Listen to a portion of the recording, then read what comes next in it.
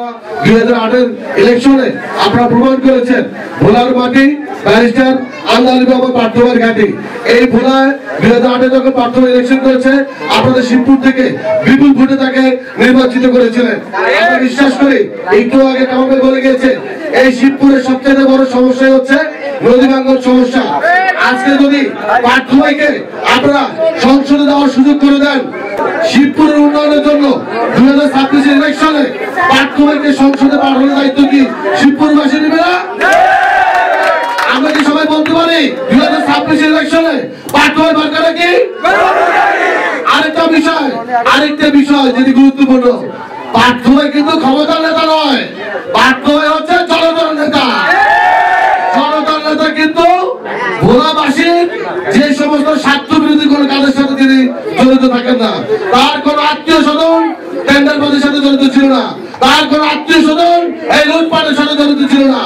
17 বছর যারা লুটপাট করেছেন 2026 ইলেকশনে যখন পার্থ ভাই সংসদে যাবেন আপনাদের কিন্তু হাটের হাড়ি তখন কিন্তু ভাঙ্গা পড়বে।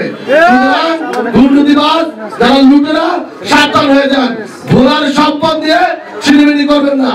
এই যে আপনাদের পাশে যেটি রয়েছে গরিবের দুবাই নামে আপনারা সবাই চিনেন, তার আব্বা মরহুম নাজির রহমান মঞ্জু সাহেব এই শিবপুরের নদী উন্নয়নের জন্য সর্বোচ্চ তিনি চেষ্টা করেছিলেন।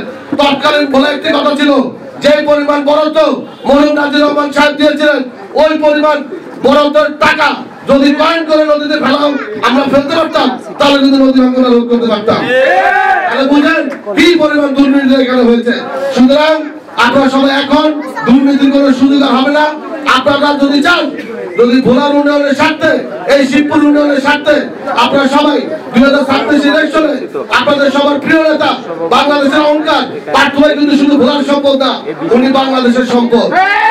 সুতরাং আমাদের সবার কর্তব্য, আমাদের সবার কাজ হচ্ছে 2026 ইলেকশনে আমরা সবাই এক হয়ে কাজ করে যদি শিবপুরের ছাত্র সমাজ আরেকটি কথা শুনেন, 1947 এই ছাত্র সমাজের ভূমিকা কি আপনারা জানেন না?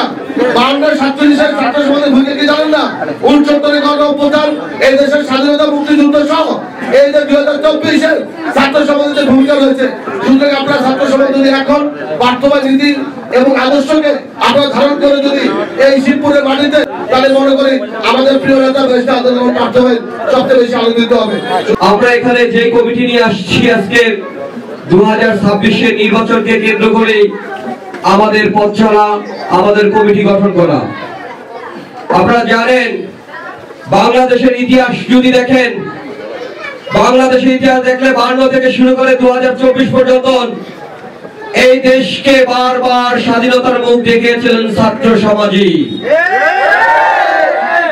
বন্ধুরা আমার, ঠিক এমনই একটি অবস্থায় 2008 নির্বাচনে আবির্ভাব তৈরি হয় ভোলার আসনের এক আসনের বাংলাদেশ জাতীয় পার্টি বিজেপির সুযোগ্য চেয়ারম্যান মরহুম নাজির রহমান মঞ্জু সাহেবের সুসন্তান 2008 আমাদের সকলের ভোটে নির্বাচিত করেছি আমরা ইনশাআল্লাহ। আমাদের নির্বাচনে তিনি নির্বাচিত হয়েছেন। আমরা দেখেছি 2024 সালের এই গণ আন্দোলনের সবচেয়ে বেশি গুরুত্বপূর্ণ ভূমিকা ছিল ব্যারিস্টার আন্দালি রহমান পার্থের। এই ছাত্র সমাজের নেতৃত্বে বাংলাদেশ 2024 স্বাধীনতা অর্জন করেছে। সেই স্বাধীনতায় পিছন থেকে ভোলা জেলার মধ্যে একমাত্র জাতীয় নেতা হিসেবে ব্যারিস্টার আন্দালি রহমান পার্থী চাল কেটেছেন, যাকে 3 দিন বালি মারতে দেওয়া হয়েছে, কোনো পিছপা হন নাই। ভাইরা আমার, আগামী 26 নির্বাচন একটি দেশের গুরুত্বপূর্ণ ভূমিকা রাখেন ছাত্র সমাজই। আমাদের সিদ্ধান্ত নিতে হবে, আমাদের সকলের সিদ্ধান্ত নিতে হবে, প্রতিজ্ঞা করতে হবে। ভোলার যদি উন্নয়ন চান, ভোলার স্বাস্থ্য ব্যবস্থা, ভোলার শিক্ষা ব্যবস্থা, ভোলা বরিশাল ব্রিজ যদি আপনারা চান, তাহলে পার্থর কোনো বিকল্প নাই, আছে? আমাদের আজকে প্রতিজ্ঞা নিতে হবে আগামী 26 নির্বাচনে গরুর গাড়ি মার্কায় পার্থ সাহেবকে ভোট দিয়ে জয়যুক্ত করে ইনশাআল্লাহ আমরা ছাত্র পথ ছাড়বো আল্লাহর রহমতে।